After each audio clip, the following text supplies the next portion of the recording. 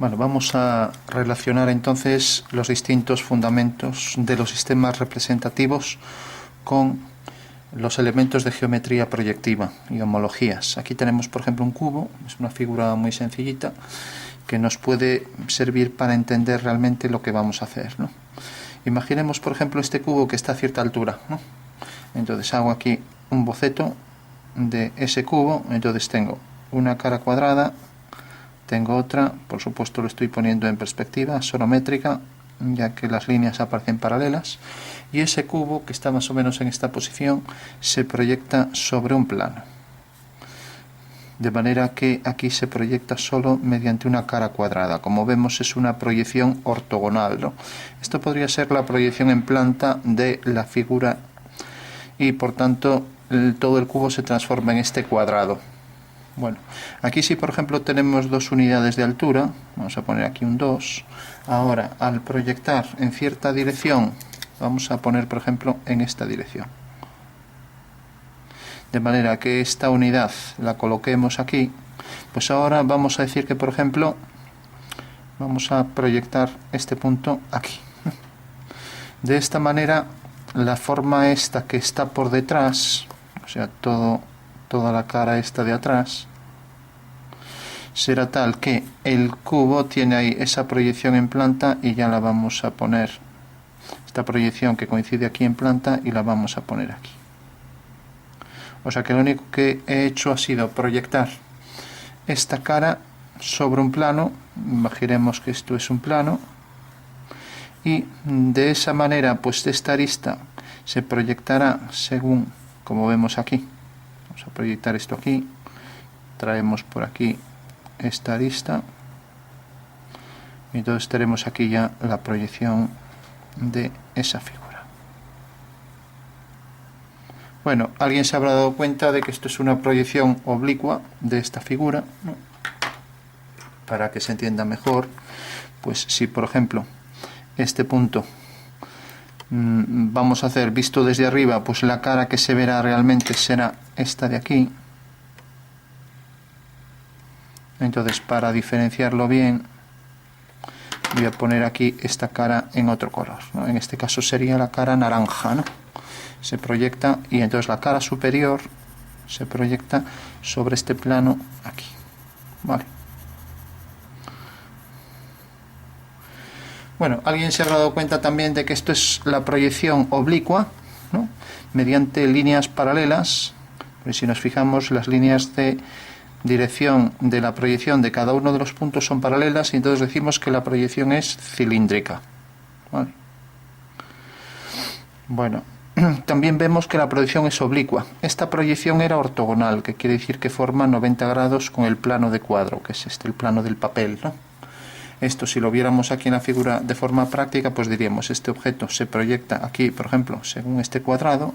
Ahora ya lo vemos con el objeto real. Y ahora, al proyectar esto aquí en una dirección oblicua, pues me queda así, por ejemplo. Vaya, o sea que tenemos aquí esta proyección, ¿no? Y ahora tenemos aquí la cara superior, ¿vale? Bueno, pues esto, como alguien se habrá dado cuenta, decíamos, pues esto es una perspectiva militar o caballera del objeto, ¿no? Y este sería el fundamento. Aquí tenemos entonces la figura tridimensional proyectada sobre el plano del papel, ¿vale? O sea que esta cara naranja, si nos fijamos, pues al proyectar quedará ahí, ¿no? Esta cara naranja será esta, ¿vale? Bueno, entonces, ¿de qué depende de que esto sea pues la mitad? O sea, que en realidad aquí apliquemos una reducción a la mitad. Bueno, pues depende de el ángulo este, ¿no? O sea, puedo cogerlo aquí o puedo cogerlo aquí, ¿no? Quiere decir que en realidad esta medida, que era 2, se redujo a 1 y por tanto todas las medidas que siguen esta dirección se reducen a 1, ¿no? Aquí ahora ya en esta proyección cogemos estos ejes y tenemos entonces ya aquí los 3 ejes y el ángulo que forma, que lo contamos a partir de aquí, ¿no? O sea que sería más o menos pues cerca de 320 grados, 310, los que fuera. O sea, el ángulo entre el eje X e Y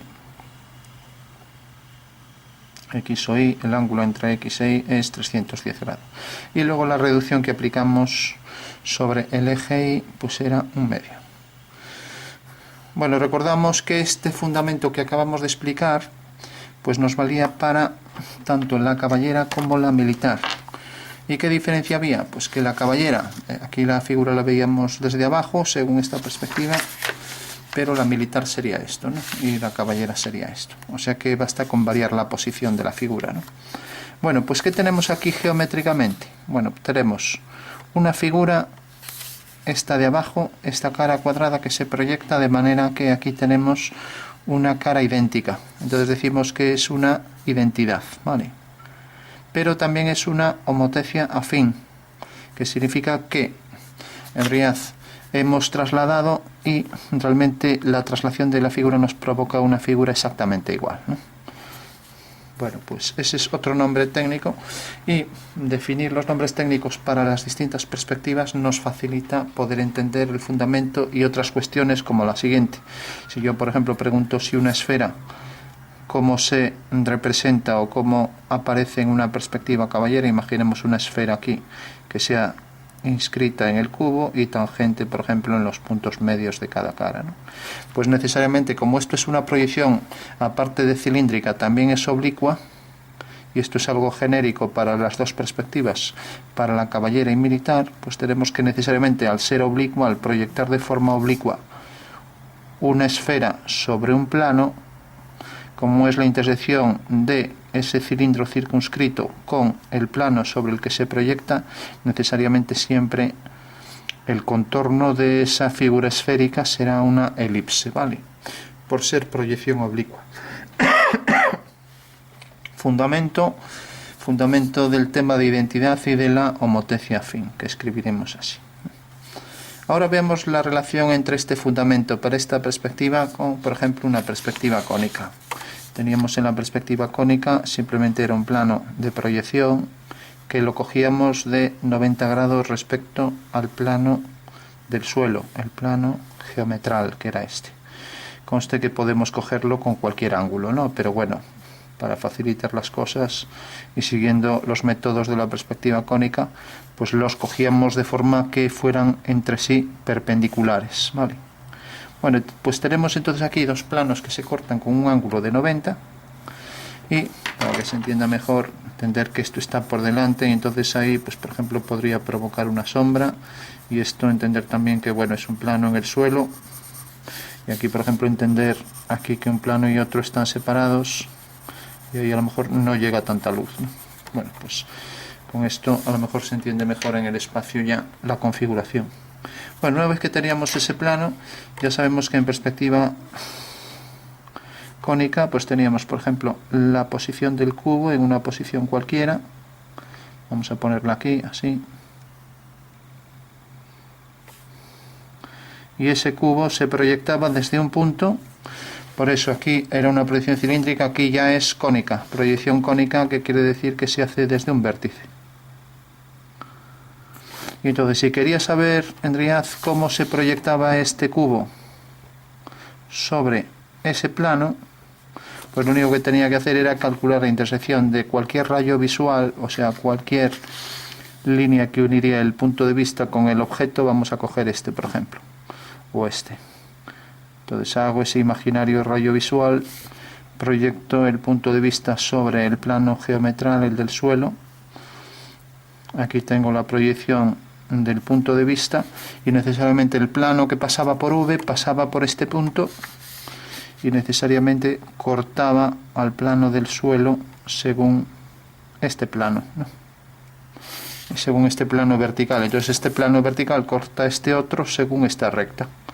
En consecuencia, la perspectiva del punto A pues sería A', ¿no? Como vemos, es una intersección del rayo visual con el plano del cuadro, nada más que eso, ¿no? O sea que no tiene ciencia ninguna, ¿vale? Bueno, una vez ya que tenemos ese punto, todos los obtendríamos igual, pero ahora vemos aquí otra transformación. Transformar es pasar de unos puntos a otros, y en geometría de los sistemas de representación es lo que estamos haciendo comúnmente. Es un término genérico, incluso más importante que el de función en álgebra, ¿no? La transformación, en realidad, vamos a ver que es todo en geometría descriptiva. Entonces tenemos que este segmento paralelo a la línea de tierra, que es intersección del plano de cuadro con el plano geometral, pues será paralelo. Esto también será paralelo. Este punto a la linear con V tenemos que caer aquí. Eso quiere decir que en realidad este cuadrado que está aquí se transforma en este otro cuadrado. Como vemos, por ser planos paralelos producen secciones iguales de forma aunque tengan distinto tamaño. Dijimos que esto era una homotecia afín, bueno, pues esto será una homotecia. Un concepto matemático que es simplemente un artificio para obtener figuras a distintas escalas, ¿no? Donde podemos establecer la relación de escala al dividir, por ejemplo, esta medida entre esta, o al revés, ¿no? Entonces tenemos que esta figura, vamos a darle cierto color para que se vea mejor, esta cara cuadrada, por ser este plano paralelo a este, provocará aquí, por proyección, una figura que es exactamente igual de forma, aunque tenga distinto tamaño, ¿no? Decimos que es una homotecia, ¿no? Eso quiere decir, tanto en el espacio, una homotecia espacial, como en el plano, me puede servir para cambiar de escala. Por ejemplo, si quiero hacer este cuadrado desde un vértice cualquiera y hacerlo, por ejemplo, a escala 3 veces mayor, pues alineo con esto, con este punto, cojo aquí una unidad 2 y 3. Ahora ya sé que en realidad el cuadrado que va a salir aquí es 3 veces mayor, ¿vale? Siempre y cuando mantengan las paralelas. Eso quiere decir que un invariable de esta geometría, donde utilizan las homotecias, pues el invariante por proyección, o sea, aquello que permanece inalterado pese a la transformación, pues es en realidad el paralelismo. Lo escribimos así.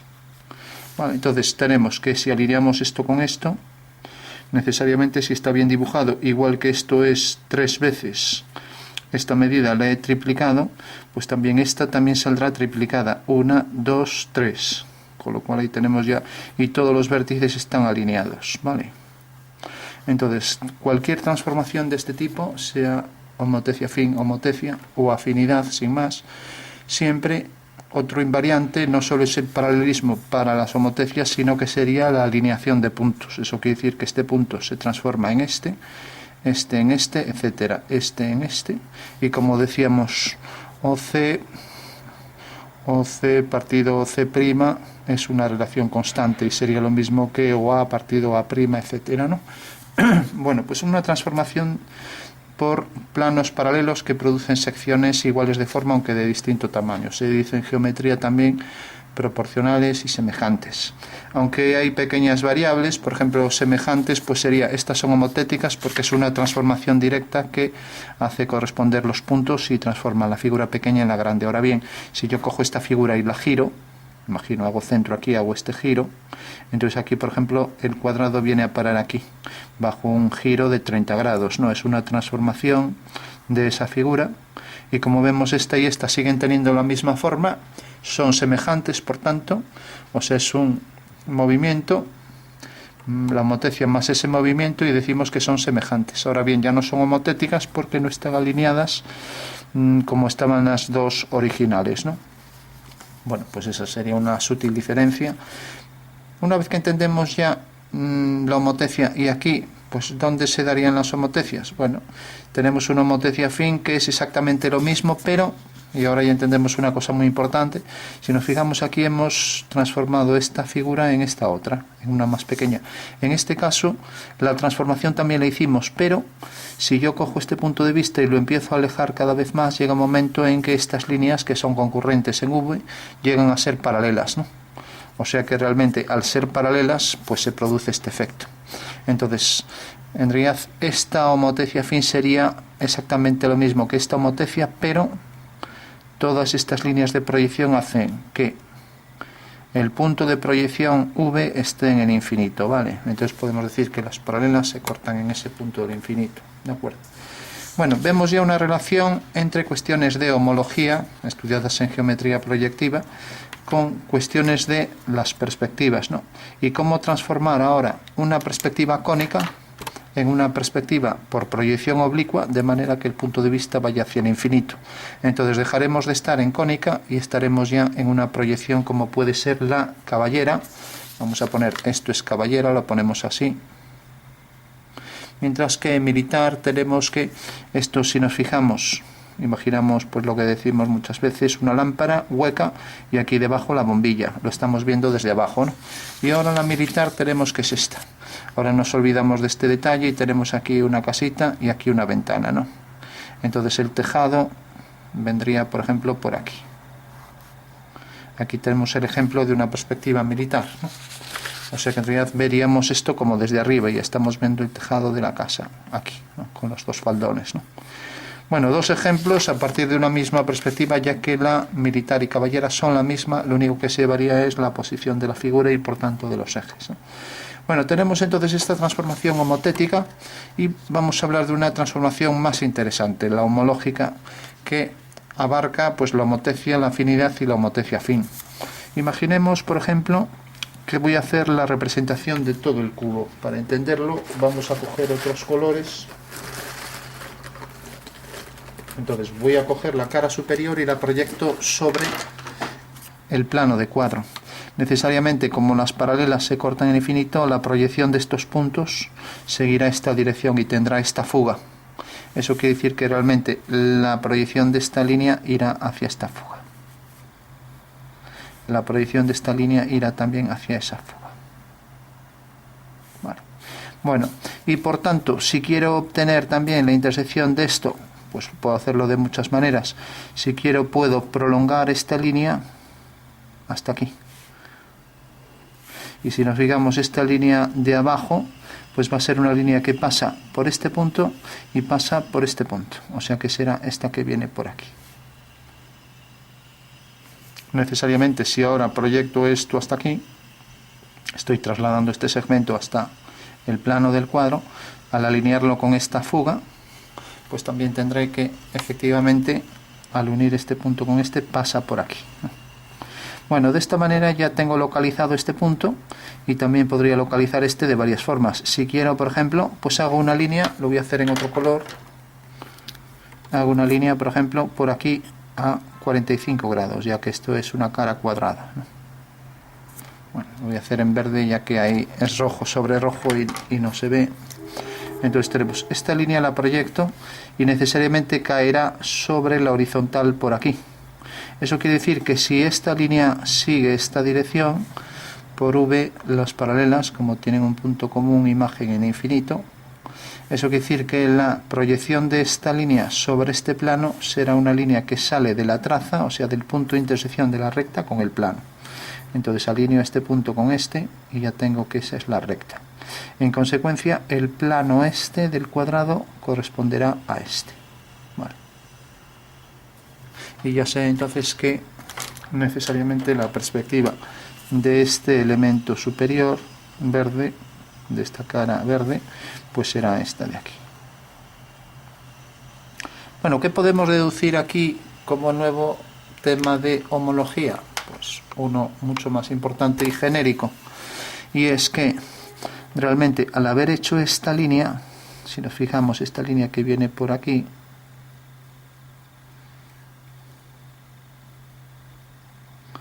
es esta línea, o sea que la perspectiva de la recta A es A', que es esta, vale. Bueno, pues decíamos, al hacer una línea y hacer su paralela tenía la fuga de la recta A, y al hacer la línea teníamos en el plano de cuadro, cortaba aquí en la traza de A, lo que llamamos la traza, intersección con el plano de cuadro, y por tanto la homóloga de esta recta sería esta, ¿no? Y si por aquí pasa por dos puntos, pues por aquí pasa por estos dos, y era la forma de detectar esos puntos. Bueno, ¿para qué nos valía esto? Bueno, para hacer nuevo descubrimiento, y es simplemente, aparte de la alineación de los puntos, que se desprendería de ello que al alinear este punto con V me va a cortar en este punto, por lo que dijimos al principio, era la intersección de los rayos visuales con el plano del cuadro. Pues tenemos también que las rectas que son homólogas, o sea, por ejemplo, esta línea que viene por aquí hasta la traza, y esta, que es su perspectiva, pues se cortan necesariamente en el eje, ¿vale? Y esa es una de las claves más importantes de la homología. Si esto no fuera cierto, todas las leyes de la perspectiva se vendrían abajo, ¿no? Porque ya partimos de la base que la imagen de esta línea, que va hasta el infinito, pues tiene aquí su punto sobre el horizonte, ¿no? Bueno, entonces, una vez que ya sabemos eso, ya podemos decir que esas dos líneas, o sea, colocar el plano de cuadro hasta aquí, pues decíamos, esas dos líneas, y traer por aquí un poco más la ampliación del cuadro también. La línea y la línea prima se dice que son perspectivas y hay una relación de homología, de manera que una propiedad de una supone la otra. ¿Y cuál sería? Pues que si realmente esta línea tiene por perspectiva esta, pues primero todos los puntos están alineados y segundo, todas las rectas que son homólogas siempre va a ser tal que la transformada de esta figura pues se va a cortar en el eje que corresponde a esta homología, ¿no? Lo que pasa que, claro, por regla general partimos siempre de que el eje es la línea de tierra, pero como el plano que contiene esta cara verde pues realmente corta al plano de cuadro, según vimos en la prolongación de esta línea, que bueno, que si la traemos por aquí pues vemos que cae aquí, o sea que esta será la traza, vamos a llamarlo traza del plano que pasa por el cuadrado verde, ¿no? Entonces ya podemos decir de forma genérica y así, en plan rápido, y ya sin las restricciones de decir que esto tiene un ángulo de 90 grados, pues con un ángulo cualquiera, o sea que ya nos valdría siempre para cualquier ángulo, ¿no? Cogemos dos planos, si tenemos una línea cualquiera, por ejemplo esta línea corta aquí en la intersección de los dos planos. Bueno, pues por V, tenga la posición que tenga, que es el centro de proyección, hago una paralela y detecto su fuga. Bueno, pues como una recta queda definida por dos puntos, la transformada de la recta, o sea, la homóloga, la perspectiva, pues será la línea que pase por este punto y pase por este, ¿no? Y tenemos que todos los puntos, por ejemplo, este punto de esta recta está alineado con V y por tanto su homólogo es este. El homólogo de M es M'. O sea que tenemos las dos propiedades básicas de cualquier homología y son, primero, que las rectas homólogas se cortan sobre el eje y que el eje, en este caso espacial, es la intersección de los dos planos, ¿no? Un plano que contiene a una recta perspectiva de la otra que contiene al otro plano, ¿no? Y siendo el punto V por regla general exterior a los dos planos, ¿no? Si no, habría otras condiciones. Bueno, pues esa sería la clave de lo que sería realmente la homología, y se puede establecer entonces en todas las perspectivas una relación de homología. Entonces podemos decir que también esta cara y la que se proyecta aquí abajo, que es esta, pues son homólogas, esta y esta también. ¿Qué tipo de homología? Bueno, en este caso V está en el infinito, ¿no? Y en este caso pues diríamos que estos dos planos, al ser paralelos, pues el eje de ambos planos se corta en el infinito por ser paralelos, ¿no? Entonces teníamos el caso de homología, ya podemos escribir homología, tenemos el caso de la perspectiva cónica, que es el método general de aplicación de la homología, y luego tenemos la homotecia, que sería cuando los dos planos son paralelos y producen secciones iguales de forma aunque de distinto tamaño, proporcionales, y luego tendríamos la afinidad, que era cuando pasábamos el centro al infinito, con lo cual tendríamos ya los casos básicos de la homología en la cónica y luego la homotecia afinidad, que como vemos pues aquí todos los elementos son homólogos. Si cojo cualquier recta va a cumplir siempre esa propiedad. Si por ejemplo cojo esta recta, pues también su homóloga pasará por estos dos puntos y se cortarán en el eje, que era este, ¿no? Y por último, la combinación de la homotecia y la afinidad, pues tendríamos la homotecia afín, que era la identidad, cuando realmente esta figura se transformaba en otra igual, ¿no? Si ahora por último, ya para concluir el fundamento de la homología en todos los sistemas, cogiéramos por ejemplo sombras, reflejos, también todos se someterían a las leyes de la homología. o incluso el sistema sonométrico. Sabemos que en sistema sonométrico la proyección ortogonal, por ejemplo, de un cubo se parece a algo como esto, ¿no? Entonces, si yo digo realmente un cubo está situado en una pirámide y el cubo queda aquí arriba sobre la pirámide, imaginemos que la pirámide es de cristal para poder ver al cubo, y este cubo, digamos que para entenderlo, está flotando en el agua, o sea, por esto queda por detrás. Pues esto sería un cubo completo que deja ver solo una pirámide en su parte superior. Esto se llama un triedro trirrectángulo. Bueno, pues tenemos que al proyectar estos 3 puntos de los ejes, puedo marcar los ejes en otro color para que se entienda un poco mejor. Por ejemplo, los ejes en color rojo. Entonces el vértice de ese triedro trirrectángulo se proyecta aquí según este vértice, que unimos con estas 3 proyecciones de los ejes, ¿no? Entonces tendríamos, por ejemplo, el eje X se proyecta según X', el eje Y según Y', y así con todos, y Z con Z'. Bueno, necesariamente en la perspectiva del cubo, pues no habrá más que proyectar este punto y proyectar este otro. Eso quiere decir que ahora, como estas líneas son paralelas y lo proyectamos mediante una proyección cilíndrica, pero ya no oblicua, sino ortogonal al plano de cuadro, que es el agua que contiene a ese cubo, a ese esquema del cubo que está flotando, y esta línea es la de flotación, llamado triángulo fundamental. Entonces proyectamos este punto, y aquí tenemos ya que la perspectiva de ese cubo pues será esta. Vale, sale un poco alargado, pero no está muy bien dibujado, pero bueno, sabiendo que otro invariante proyectivo que decíamos sería el paralelismo, porque al proyectar ortogonalmente esta figura sobre un plano, las líneas permanecen paralelas. ¿Y de qué depende que en la perspectiva de este cubo estemos viendo en la cámara que, por ejemplo, esta arista sea más pequeña que esta? Pues depende de la orientación del cubo. Por eso el cubo que está en realidad por las 3 líneas ejes del triedro, según lo coloque, se va a reducir de una forma o de otra. Entonces el fundamento, otra vez, homológico de esto es que es una proyección cilíndrica y por tanto el centro de proyección V está en el infinito, ¿no? Y al ser una proyección ortogonal, pues mantenemos siempre una reducción sobre estos ejes, ya que los ejes están oblicuos respecto al papel, y por tanto, para obtener las medidas reales de cualquier perspectiva de cualquier cubo, vamos a ponerlo así, por ejemplo, pues lo que debo hacer es el abatimiento de las caras. Entonces, si yo, por ejemplo, cojo aquí esta cara de la pirámide, tengo aquí otra cara y aquí otra, lo que tengo que hacer es abatir, o sea, prolongar esta línea, hacer aquí la semicircunferencia, y donde corte aquí, colocar aquí la medida real del cubo y proyectarla de manera que se transforme en esta, ¿no? O sea que una medida del cubo de, por ejemplo, 1,5 centímetros se proyectaría aquí a lo mejor con una reducción a 1 centímetro, ¿vale? Bueno, pues el fundamento espacial de esto sería que para obtener la medida real esta, he cogido una cara de esta pirámide y la he abatido, que sería lo mismo que coger, por ejemplo, para esta cara de color verde,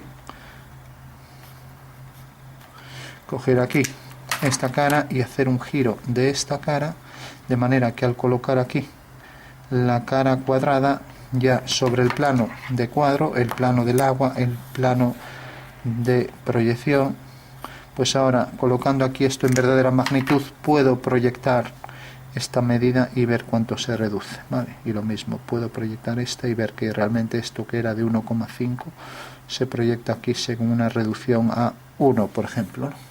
Bueno, pues sería el fundamento, otra vez hablamos de la homología, una traslación de estas líneas que provoca una reducción de los ejes, y de ahí que podamos calcular la reducción en axonometría siguiendo este sistema, mediante un abatimiento de esta cara triangular, y entonces tenemos que otra vez se establece una homología entre estas cuestiones que aparecen aquí, por ejemplo, entre este segmento y su proyectado.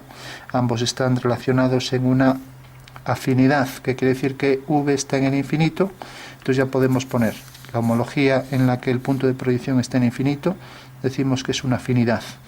La homología donde la intersección de los dos planos está en el infinito, o sea, el eje está en el infinito, decimos que es una homotecia. y donde tenemos la homotecia fin, pues tendremos las dos cosas. Como es una identidad, en este caso, tanto el centro de proyección como la intersección de los dos planos está en el infinito. Entonces ponemos eje en el infinito y centro de proyección en el infinito para la homotecia fin.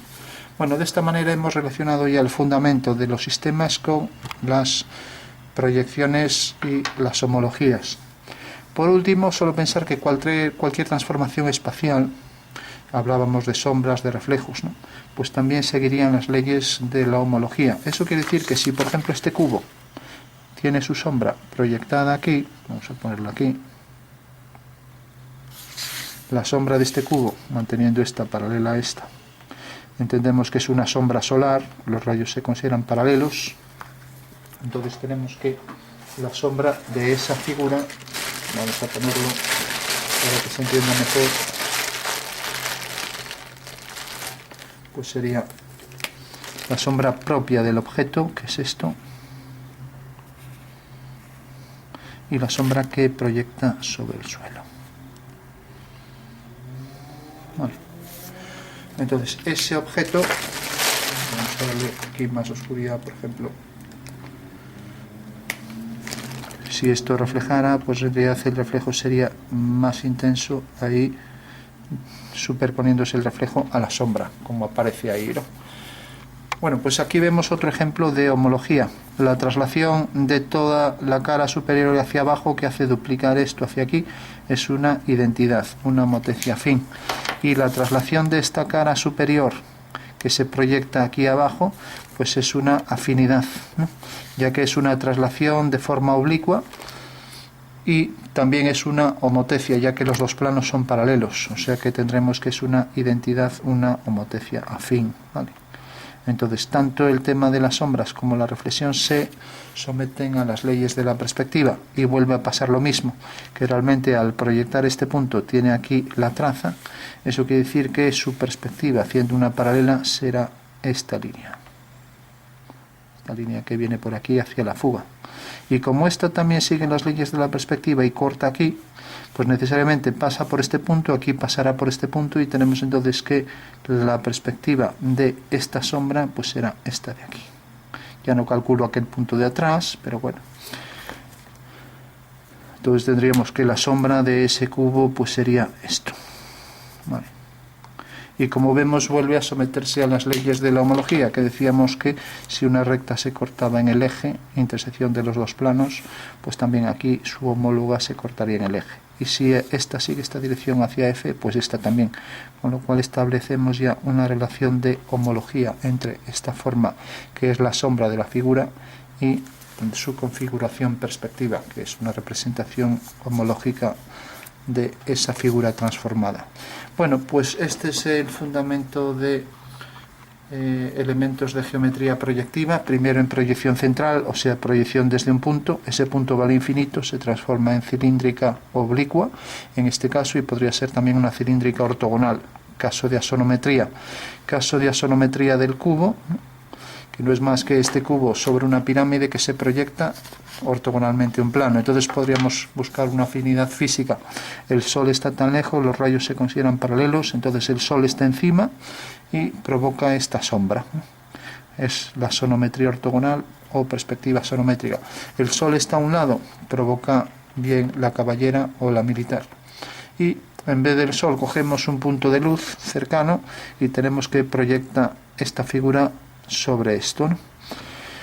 Con lo cual pues ya tendríamos, como en realidad el punto de luz, esto más que el punto de luz habría que decir, si cogemos aquí pues por ejemplo un objeto opaco, ponemos el punto de luz, la sombra que proyecta aquí abajo se proyectará con el mismo contorno que esto de aquí, ya que el contorno de las figuras son perspectivos, ya que lo son sus puntos, ¿no? Ya que uno de los invariantes proyectivos de la perspectiva era la alineación de esos puntos que hacía que un punto se transformara en otro punto, ¿no? Por eso decimos que las paralelas se cortan en el infinito, porque si no se cortaran el punto del final de esta recta, aquí no tendría imagen, y sería lo mismo que decir que esta recta tiene por proyección una recta menos un punto, y entonces otra lo tendría sobre otro punto y así hasta el infinito. De ahí que podamos decir con de forma taxativa y con seguridad que ambas se cortan y que por tanto este punto tiene la imagen al final en esta fuga, ¿no? Bueno, pues ese sería el fundamento de los elementos de geometría proyectiva, que es la geometría que estudia estas alineaciones y estas propiedades de la homología, aplicado a los sistemas de representación y cómo se transforman unos en otros variando los elementos de la homología, bien el centro de proyección, el eje, etcétera, ¿no?